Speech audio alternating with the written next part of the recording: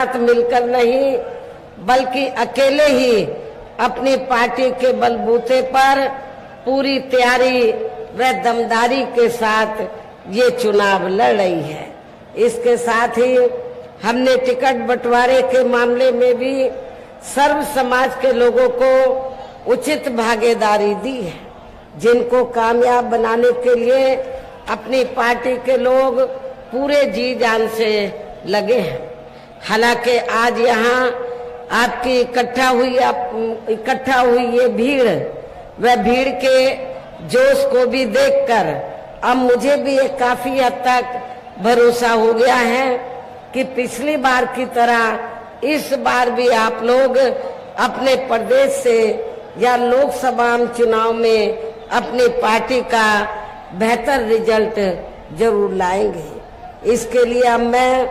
आप लोगों का ध्यान कुछ जरूरी बातों की तरफ दिलाना चाहती हूँ और इस संबंध में विशेषकर मैं कांग्रेस, बीजेपी व इनके अन्य सभी सहयोगी दलों के बारे में ये कहना चाहूंगी कि आजादी के बाद शुरू में केंद्र व देश के काफी राज्यों में भी ज्यादातर सत्ता यहाँ कांग्रेस पार्टी के हाथों में केंद्रित रही है, किंतु इनकी अधिकांश मामलों में रही गलत नीतियों व गलत कार्य प्रणाली आदि की वजह से ही फिर इस पार्टी को केंद्र व काफी राज्यों की भी सत्ता से बाहर होना पड़ा है तथा यही स्थिति इनकी सहयोगी पार्टियों की भी बनी रही है, जिसके कारण ही फिर पिछले कुछ वर्षों से बीजेपी व इनके सहयोगी दल केंद्र एवं काफी राज्यों की भी सत्ता में काबिज हो गए हैं, लेकिन इनकी भी ज्यादातर रही जातिवादी, पूंजीवादी, संकीर्ण, सांप्रदायिक व द्वेषपूर्ण नीतियों एवं कार्य प्रणाली आदि से तथा इनकी कथनी व करनी में भी काफी अंतर होने की वजह से अब ऐसा लगता है इस बार ये पार्टी भी यानी कि भारतीय जनता पार्टी भी केंद्र की सत्ता में आसानी से वापस आने वाली नहीं है, बशर्ते यदि ये चुनाव इस बार फ्री एंड फेयर होता है तथा आम चर्चा के मुताबिक वोटिंग मशीनों में भी कोई गड़बड़ी आदि नहीं की जाती है। और वैसे भी इस बार चुनाव में इनकी कोई भी पुरानी एवं नई चल रही नाटकबाजी, जुमलेबाजी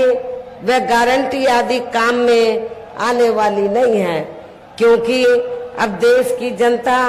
काफी हद तक इस बात को समझ चुकी है कि इनकी पार्टी ने अब तक देश के विशेषकर गरीबों, कमजोर तबकों, मध्यम वर्गीय एवं अन्य मेहनतकश लोगों को जो इन्हें अच्छे दिन दिखाने के असंख्य प्रलोभन भरे वायदे किए हैं तथा अनेकों हवाई व कहवाई व कागजी गारंटी आदि भी दी है, तो उनका जमीनी हकीकत में अब 1/4 हिस्सा भी कार्य पूरा नहीं किया है, बल्कि इसके स्थान पर इनका ज्यादातर समय व ताकत भी या इनके अपने चहेते रहे बड़े बड़े पूंजीपतियों एवं धन्ना सेठों को ही ज्यादा से ज्यादा माला माल व धनवान आदि बनाने में तथा उन्हें हर स्तर पर छूट देने व बचाने में ही लगी रही है, जिनके अधिकांश आर्थिक सहयोग से ही ये पार्टी व अन्य पार्टियां भी अपना संगठन चलाती हैं तथा चुनाव आदि भी लड़ाती हैं,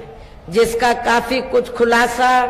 बॉन्ड की आई रिपोर्ट से भी हो जाता है। और इस संबंध में मैं आप लोगों को ये बताना चाहती हूँ कि अभी कुछ दिन पहले माननीय सुप्रीम कोर्ट ने बॉन्ड के बारे में जो रिपोर्ट का खुलासा किया है, तो उससे ये स्पष्ट हो जाता है कि इस देश में कांग्रेस, बीजेपी व अन्य विरोधी पार्टियों ने यहाँ बड़े बड़े पूंजीपतियों व धन्ना सेठों से अपनी पार्टी के संगठन को चलाने के लिए व चुनाव आदि लड़ाने के लिए तो इन्होंने अरबों खरबों रुपया इस देश के बड़े बड़े पूंजीपतियों व धन्ना सेठों आदि से लिया है। लेकिन उस रिपोर्ट में ये भी स्पष्ट है कि देश के अंदर बहुजन समाज पार्टी ही अकेली एक ऐसी पार्टी है जिसने एक भी रुपया अपनी पार्टी के संगठन को चलाने के लिए व चुनाव आदि लड़ाने के लिए तो देश के किसी भी पूंजीपति व धन्ना सेठ से नहीं लिया है। और इतना ही नहीं, आप लोगों को ये भी मालूम है कि हमारी पार्टी कैसे संगठन चलाती है, कैसे चुनाव आदि लड़ाती है। हमारी पार्टी दूसरी पार्टियों की तरह बड़े बड़े पूंजीपतियों व धन्ना सेठों से अरबों खरबों रुपया लेकर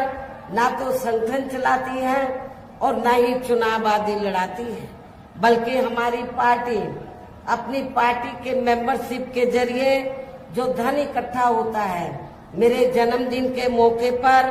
जो धन इकट्ठा होता है पार्टी के लिए और चुनाव के दौरान भी जो कार्यकर्ताओं से थोड़ा थोड़ा धन इकट्ठा होता है, तो उस धन से हमारी पार्टी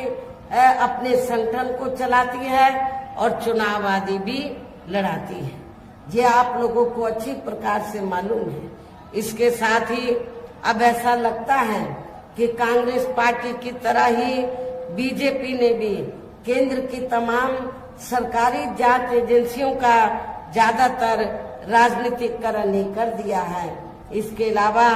देश के किसान वर्ग भी वर्तमान बीजेपी की सरकार में शुरू से ही अपनी विभिन्न समस्याओं को लेकर काफी ज्यादा दुखी व परेशान रहे हैं और अभी भी हैं। जबकि यूपी में 4 बार हमारी पार्टी की रही सरकार ने इनके हितों का भी हर स्तर पर पूरा ध्यान रखा है। आप लोगों को मालूम है कि जब भी उत्तर प्रदेश में बीएसपी के नेतृत्व में सरकार बनी है तो हमारी पार्टी की सरकार ने अपनी हुकूमत के दौरान किसानों को खेती करने के लिए समय से व सस्ते साधन उपलब्ध कराए हैं और उनकी फसल का भी हमारी पार्टी की सरकार ने उचित दाम दिया है। इतना ही नहीं, बल्कि केंद्र में पूर्व की रही कांग्रेसी सरकार की तरह ही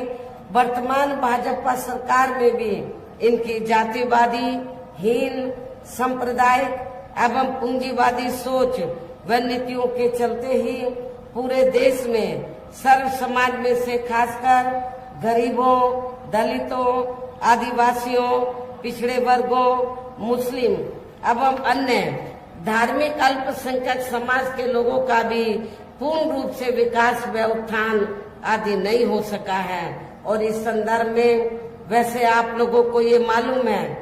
कि पूरे देश में यहाँ दलितों, आदिवासियों एवं अन्य पिछड़े वर्गों का सरकारी नौकरियों में वर्षों से अधूरा पड़ा आरक्षण का कोटा भी अभी तक पूरा नहीं भरा गया है। विशेषकर एससी व एसटी वर्गों के सरकारी कर्मचारियों का पदोन्नति में आरक्षण भी अब काफी हद तक प्रभावहीन ही बना दिया गया है। और इतना ही नहीं, जब समाजवादी पार्टी की यूपी में सरकार थी तो समाजवादी पार्टी की सरकार ने इन वर्गों के सरकारी कर्मचारियों का पदोन्नति में आरक्षण बिल्कुल खत्म कर दिया था। ये भी आप लोगों को मालूम होना चाहिए। ऐसी स्थिति में दलितों और आदिवासियों को एक भी वोट समाजवादी पार्टी को नहीं देना है। साथ ही केंद्र व राज्यों में भी विरोधी पार्टियों की रही सरकारों में इन